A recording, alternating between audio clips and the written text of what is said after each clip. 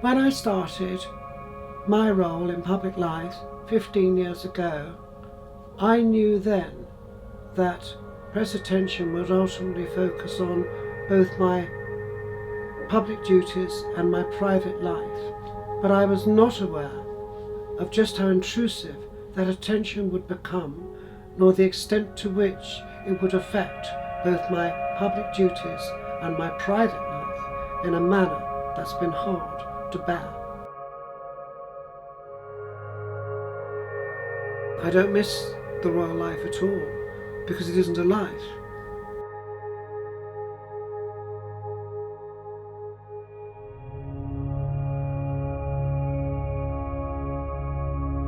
Andrew's life is quite different because he's not living in a palace. He's a queen, but he's not living in a palace. You could put that one in. But my name's Andrew Russell Davis. Right. My name's Andrew Russell Davis, and I channel Diana, Princess of Wales. To me, it sounds bizarre. It's just second nature. It's like I don't get a different kind of feeling. That's for people to sense. Oh, different energies coming from you. It's a different person. It's softer. She's much softer than me, and she's much she's direct like me in some ways, but our whole vocabulary is completely different. But yes, basically, it's me, and that's me. It's not a mimic. It's not splitting image. No. You've got to see further the end of your nose. You could call me an ET, extraterrestrial, because it is highly unusual. Phantasmagorical, if you like, extraordinary, all of it applicable. And only an idiot would say it's not me. There's absolutely nobody who could say, that's not Diana. Well, of course it bloody is. Who else is it? People do not believe and think, oh, he's just parodying. He's just a very good mimic. Well, then brace yourselves. Right. So basically, when you haven't got teeth, you have to speak like that because you've got no substance. The lips are just, there's nothing there. There's no bone, nothing to keep them. So basically, when I speak, you just hear like, bing, bing, bing. And I could do a wonderful smiley, but ugly as hell. So, I speak like that. But then I don't. I speak exactly like that. All right, I can't be exactly with the T sound, but I think near as damn it, you can tell that it was Andrew that had the operation. He had the mouth clear out. I didn't. So therefore, it affects him, but it makes no odds to me whatsoever. So I think that's, if anything's going to prove it, if you do need proof, I think that's one of the things that defies all medical science, actually, because it's not possible to speak like this. And my voice now, with the teeth, and it's very little, if any difference whatsoever. Great. Can you work that one out? That's weird, isn't it? Yeah, I've never seen anything like That is really weird. My psychic journey began when I joined Ealing Spiritual Church.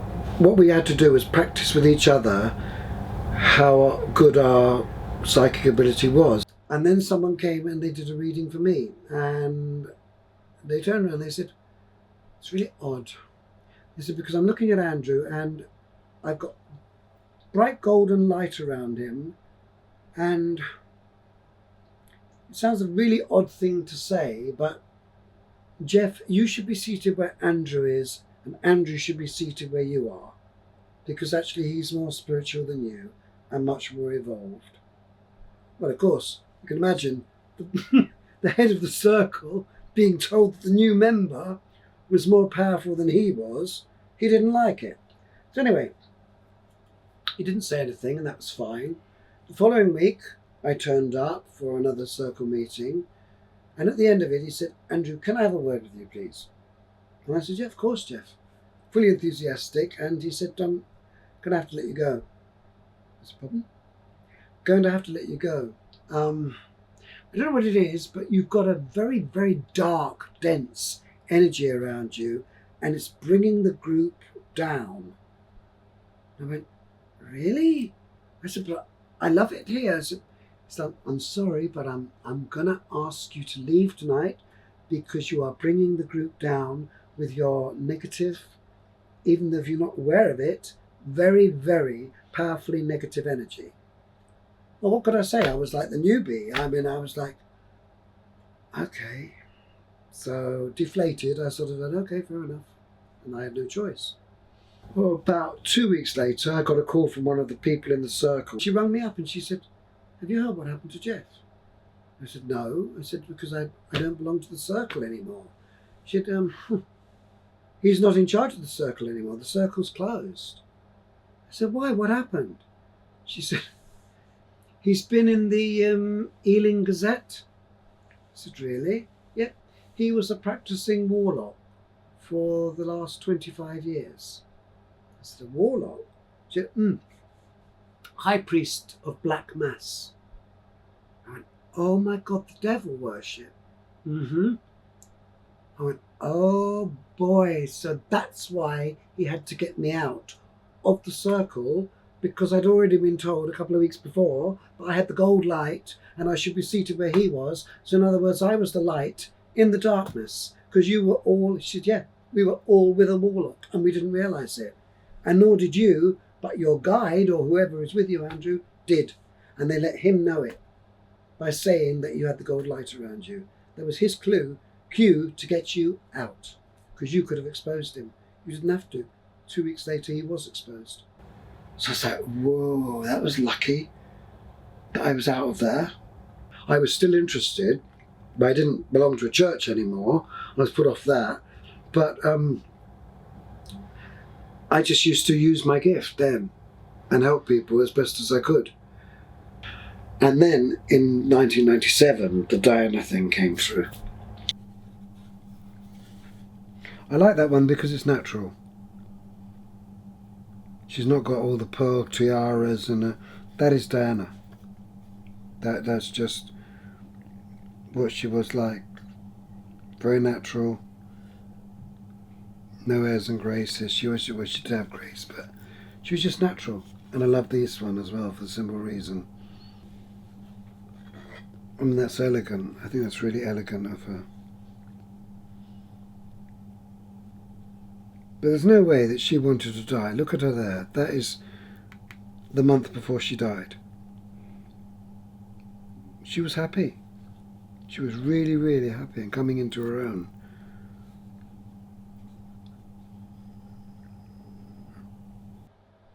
My life changed in 1997.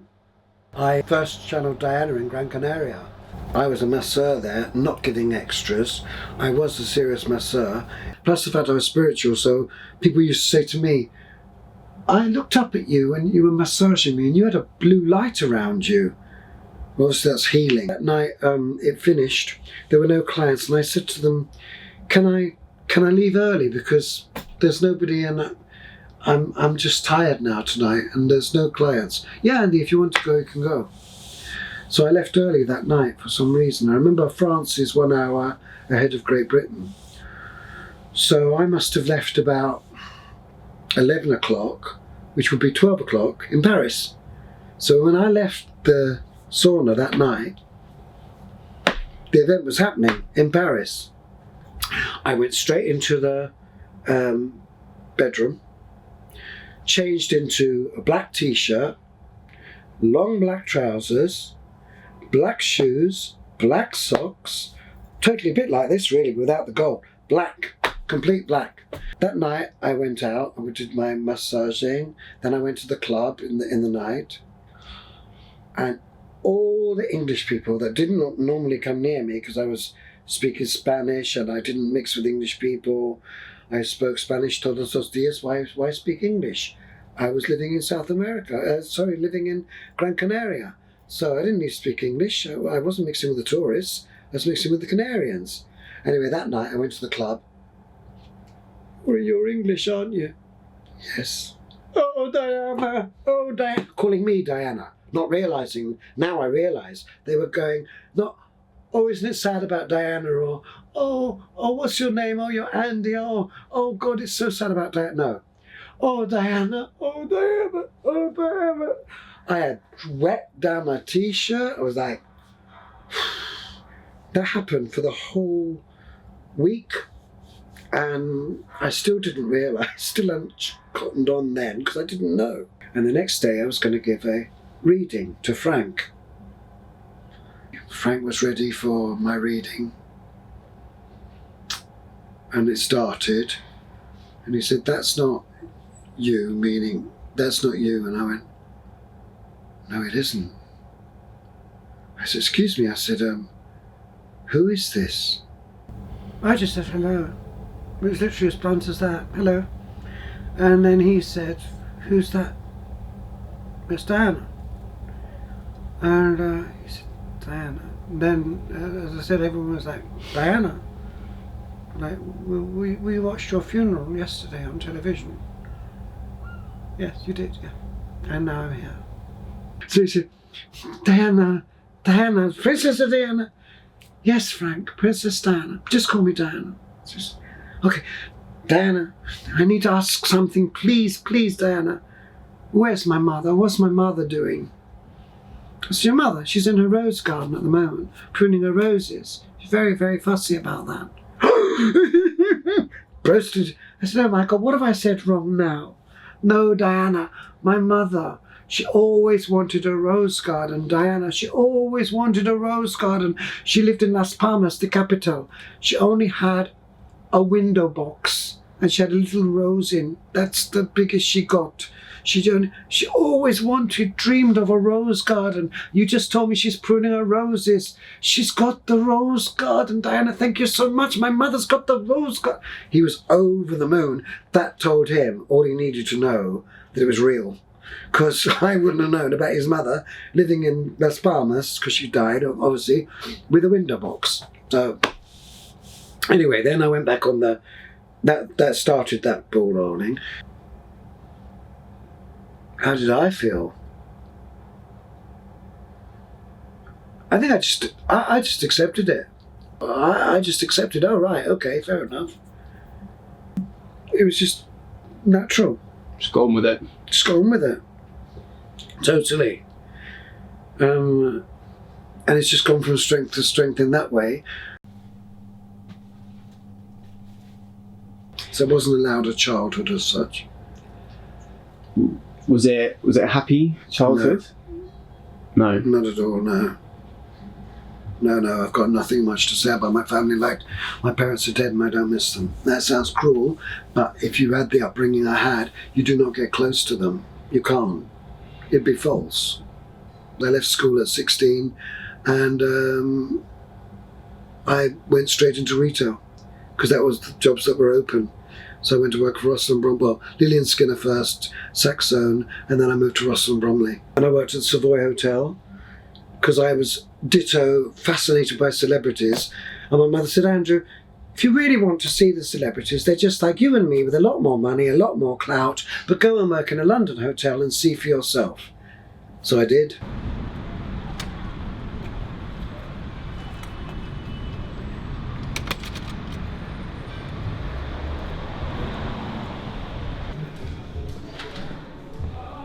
I work at the British Heart Foundation, charity, and it's again applicable, I suppose, because Queen of Hearts. It's really cool there. The people are really brilliant. That makes all the difference. You work as a real team. So it's really, really good. And I work in the back room where I get all the goodies and the clothes come in, etc., which is brilliant because people think, oh, charity. No, it's like you get Armani, you get Tommy Hilfiger, even like Catford, you get unbelievable things. I'm in charge of the book department.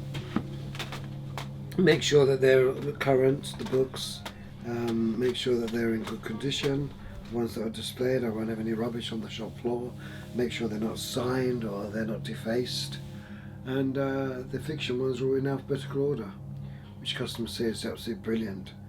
They can just come and they want an author, they'll know go to C or go to D or whatever. I think it's important that Andrew is honest about his sexuality rather than hiding anything. That would be awful. He's got to be honest about who he is. He cannot hide anything, because otherwise they could say, well, he hid that, didn't he? So what's to say he's not hiding that then? Whereas if he's upfront, open about everything, then it's like, well, look how candid he is, for goodness sake. You can ask him anything and he'll just tell you. So I'm gay, right? How old was I? I can't even remember how old I was. It's so frustrating. I was 20. Then I was going out with a woman, and we went to Bromley, to Debenhams, and just on a date to go for lunch. And then she said to me over that meal, we'd been out for 2 weeks only, and she said to me on the meal, you know, Andy, if you ever want me to come back to your place, I can come. I was like, oh right, okay, thinking, oh shit. Well, I suppose that happened sooner or later, but knowing I was gay and knowing I loved her, I thought she was great. I loved going out with her, but so I thought, oh no, what the hell do I do now?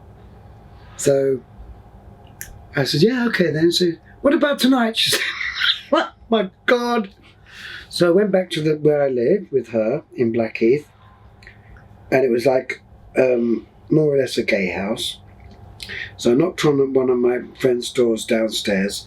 I said, it's upstairs. You can imagine there.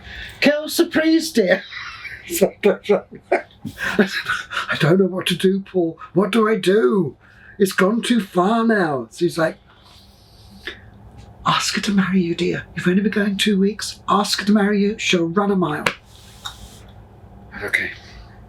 Went upstairs, got into bed, put my arm around her. I said, yes, darling, I've only known you a couple of weeks. I know. But will you marry me? Yes. Pardon? No, you're not supposed to say that. No. Pardon? Yes, I marry you.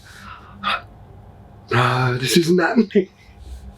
So I got out of bed, ran downstairs, back to the door. What happened? She said yes. He went, oh, no. No. Oh my God, well, congratulations, dear, in advance. So I was like, what do I do? So he said, well, you can't tell it's a joke. No. So anyway, so I then told her, I said, I've got something to tell you. I think you're lovely, but I've got to come clean with you. I've been gay all my life, and I'm like... So I thought, oh my God. She said, Andy, I was raped by my brother. There was 10 years between them. So she was 8, he was 18. And I said, oh no. He said, where? She said, in the family house, Andy, in South America. My parents never knew. And I didn't know what was happening. I was a little girl. I went, oh my God, that's so sick. So she said, so when I became 18, my parents said, would I like to carry my education in Venezuela or go to England? Please, England. So she got. So she said, if you marry me, it's great because I don't want to do sex. And you gay, so that's cool, doesn't upset you. And my brother sees his sister as married, Roman Catholic, married, out of bounds, gone, she's married. So I said, okay, so that was our private thing that we knew. We said, I said, okay, yeah, that's fine, I'll help you, you're helping me, that's fine. Yeah, then we moved to Venezuela. Everything happens for a reason. Because of yo hablo español. If I didn't speak Spanish, I couldn't have lived in Gran Canaria and been in Gran Canaria when Diana died. So it was all connected. It was all like, if you look at my life, it's all like a jigsaw puzzle, and you put that one into that one, into that one, that. Ah, that why that, and that's why that, and that's why that.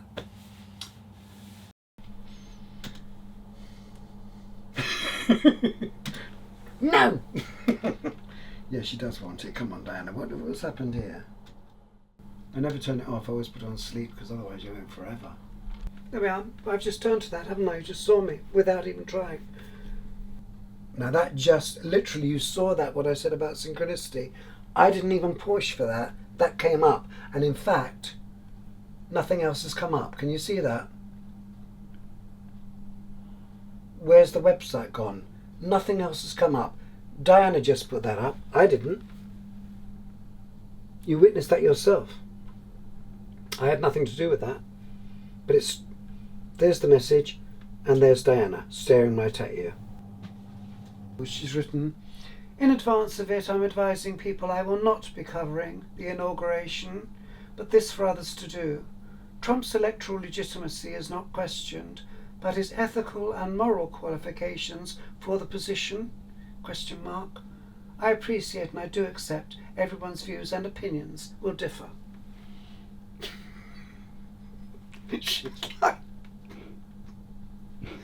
You know it's not me, don't you? I don't speak like that. Does she have many followers? Getting more gradually now. Not millions and millions, no. She's got 262 at the minute. But then she says things like, she puts songs on. I can play you the latest just to show you. Well, I have a habit of, when I make a précis, I choose the exact song to illustrate what I've been speaking about. Let's be honest, it's a surreal website, so I might only have 262 followers, but they're people who are believing that it's me speaking, me writing. That's pretty phenomenal. They've got no proof of it. It's literally blind faith, and I'm so grateful to them. And then I put this song on. Oh.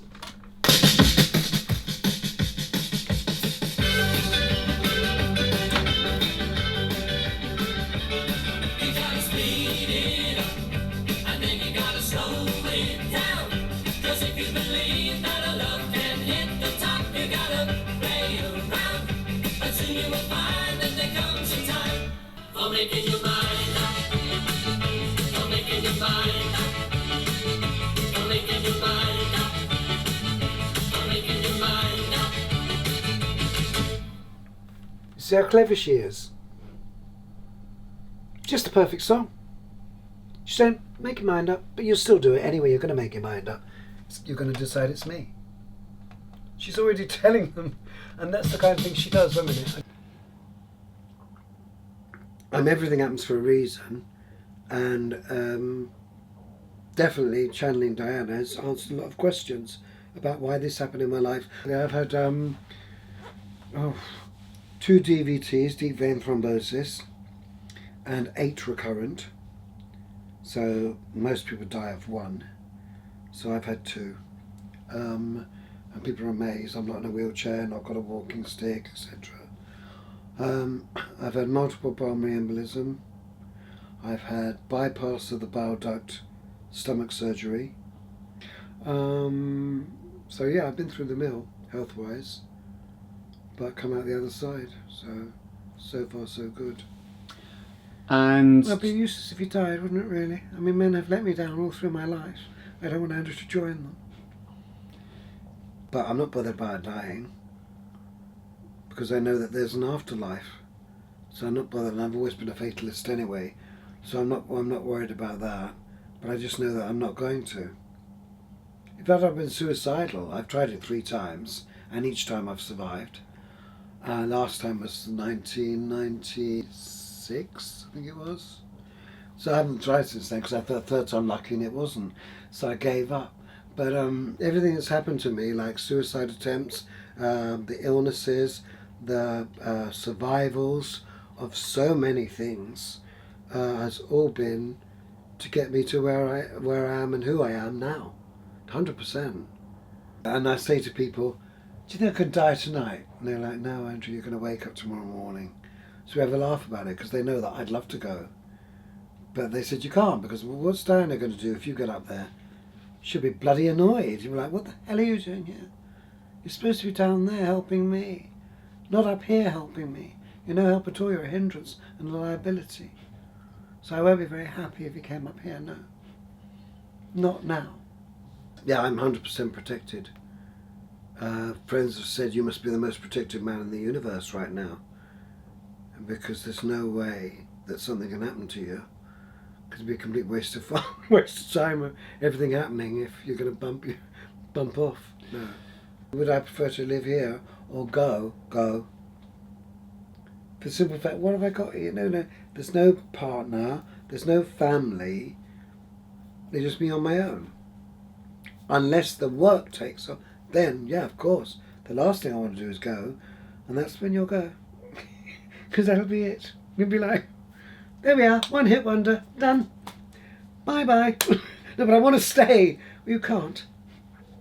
Be like that. Sod's law. Tunnel in Paris. Yeah? In a tunnel in Paris. It's all in Paris, don't.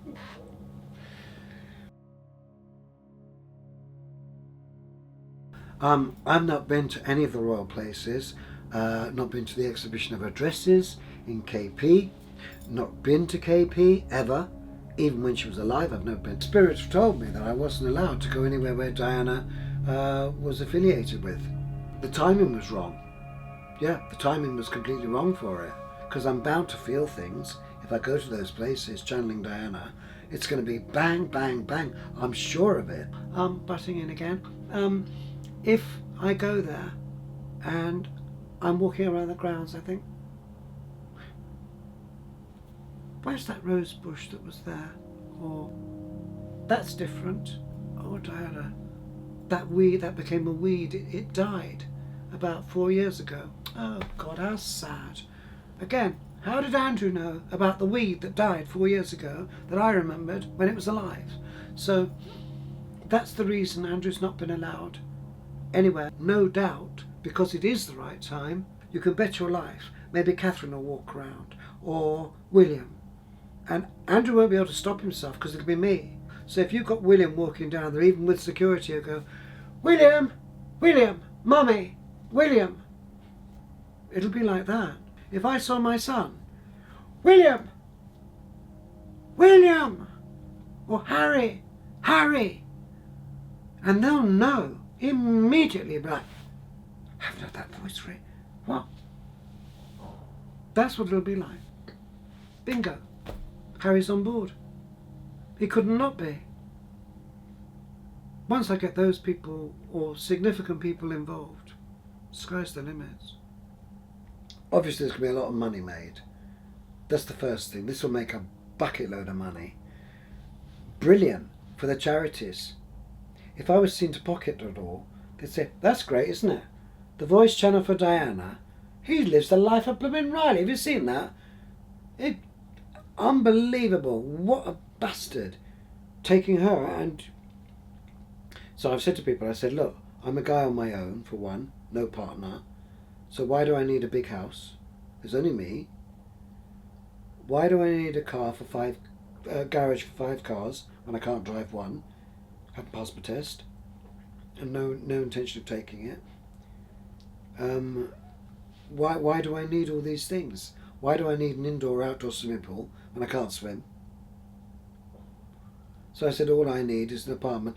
I might have a ditto butler.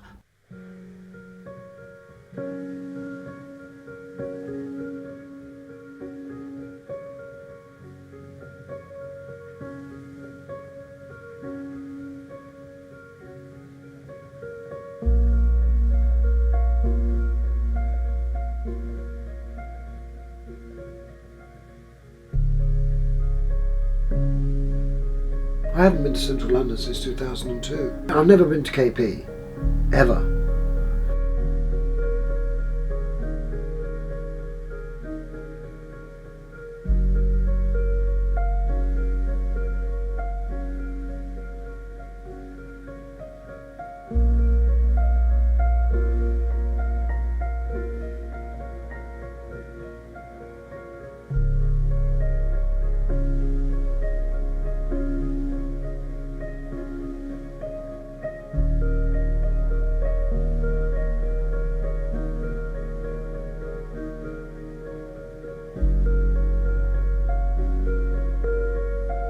I am doing my job.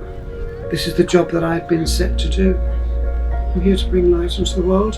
I'm here to prove life after life. This couldn't have happened 4 or 5 years ago. The world wasn't ready for it. Now they're desperate for the light, if you like, because it's a very, very dark world out there.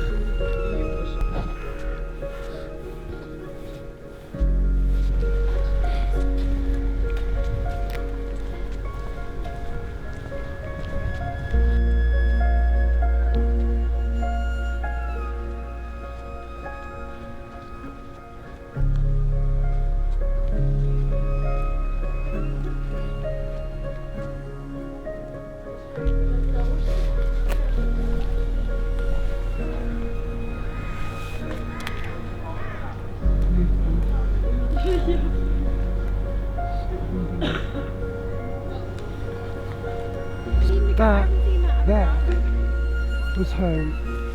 That's the door to the garden, private garden. It's unbelievable.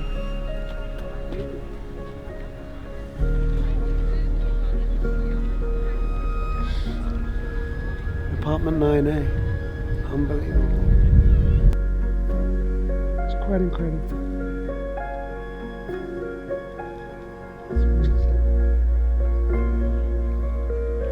Is it?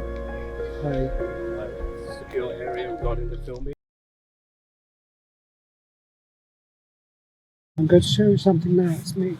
I channeled through Andrew, and I've come just to see it, and it's unbelievable because I knew that was my home straight away.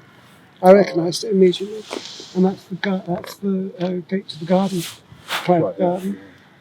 I remember it so well. Thank you so much, because you just confirmed it for me, and that makes all the difference. No, she did. Yeah, I mean, I wasn't here when it happened, but That she makes did- all the difference. she did walk around the grounds when it was closed, and the Absolutely. sunken garden inside. We can't do it now. Andrew, Sure. but yeah, I Good to meet you, channeled. Andrew, anyway. It's unbelievable. Thank you so much. Because as soon as I walked up here, because I haven't been to Kensington Palace, and I thought, that's Diana. That's my home. I remember it. I knew it immediately. It I was. was amazed that we were allowed to come that close. I mean, I'm amazed. With a bike, you should go all the way up there. But with the camera, it's a bit. Sure, I yeah, wouldn't do it with the camera. Yeah, So yeah. put it away, and then you Yeah, can have yeah. a look. But with Cool. the camera, then you just get a bit. Yeah, I you hope- get a bit worried. Of course, yeah. I'm just shocked that not many people, I suppose they don't realise. They don't know that that was actually my home with Charles. No, it was for a while, and then Mhm. you know what happened. You know the rest of the history. Mhm, Of course. You're And the filming. main I can't- golden Sure, yeah, yeah. gates, they're around the other Yeah, the Golden side. Gates. You need to go. Yeah, they're You the need other to go side. down one floor. You can go out of that gate and walk all the way around past But this was Victoria. the most important part because it's mine. Yeah. Sorry. It's okay. Yeah. It's not a It's problem. It's quite fine. emotional. You're very emotional. Well, it's a shame that most of the people around this world don't have emotions like that. Yeah. It's all, it's a long story, isn't it? Yeah. Everybody should be more emotional in a more Well, Paris positive was manner. questionable, let's be honest. Yeah. I've All right. spoken to police about it, Oh. Andrew has. So, sorry. It's That's questionable. Yeah, he's got words for you. All right, come on then. Yeah, Thanks but the- very Right, much. cheers, thanks a lot, You mate. Take care. Thanks very much.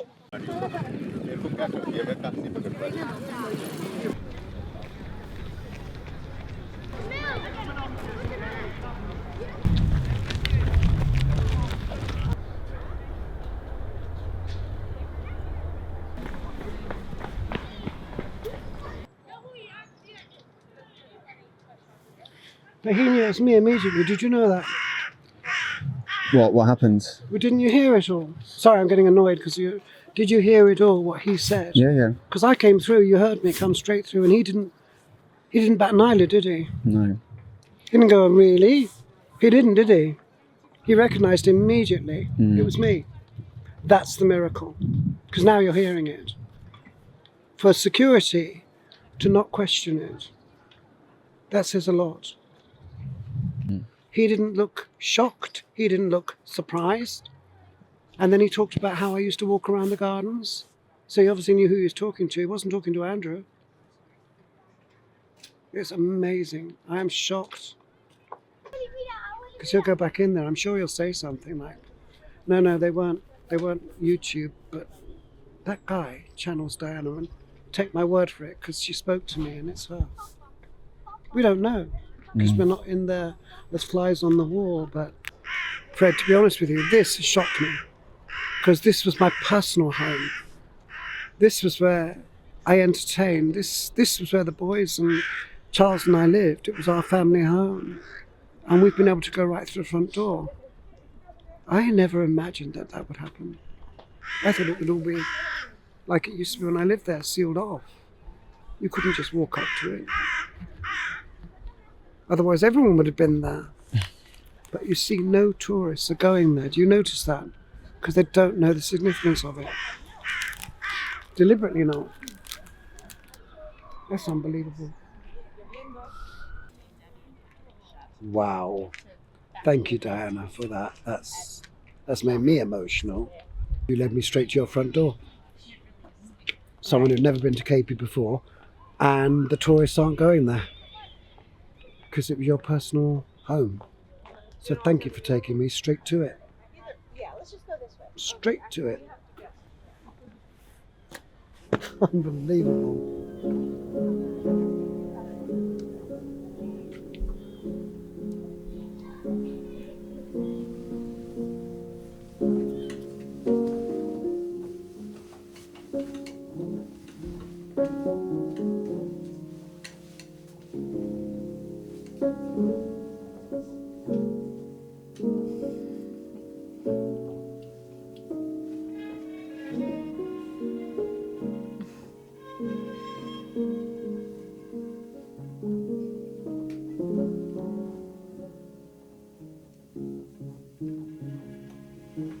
Do you remember running?